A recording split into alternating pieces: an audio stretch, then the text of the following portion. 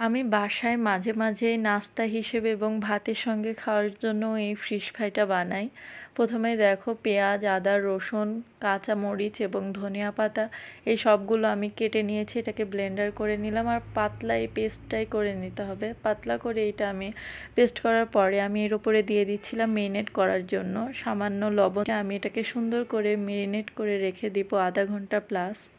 এর কম বেশি মেরিনেট করা যেতে পারে, সমস্যা নেই। আমি এখানে তারপরে টোস্ট বিস্কুট নিয়েছিলাম, এগুলো এখন আমি গুঁড়ো করে নেব। এটা আমি ব্লেন্ডারে গুঁড়ো করলে এটা অত্যাধিক গুঁড়ো হয়ে যায়, যার কারণে টেস্টটা ভালো আসে না। আমার মনে হয় এই যে একটা ব্রেড স্কামের মতো একটা ফিল আসছে, এটা দিয়ে করলে ভালো হয়।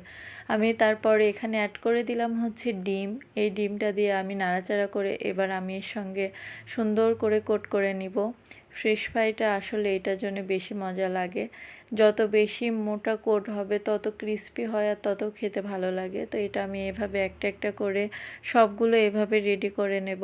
এই যে দেখো আমি এখানে সবগুলো রেডি করে নিয়েছি।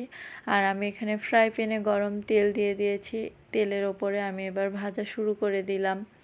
একটা একটা করে আমি এখানে দিতেছিলাম। এগুলো এত মুচমুচে আর এত ভালো হয়, একটু সময় নিয়ে ভাজতে হয়। তোমরা আমার ভিডিওটা ডিটেলসে দেখলেই বুঝতে পারবা যে এইটা আমি অনেক সময় নিয়ে ভাজছি। আস্তে আস্তে করে এত পরিমাণে আস্তে জাল দিয়েছি। গ্যাসের চুলায় এগুলো ভালো হয়, তবে খড়ির চুলায় একটু জাল ব্যালেন্স করা খুবই কষ্ট। এক সময় বেড়ে যায়, এক সময় কমে যায়। তো এই তো দেখো আমার এটা রেডি হয়ে গেছে।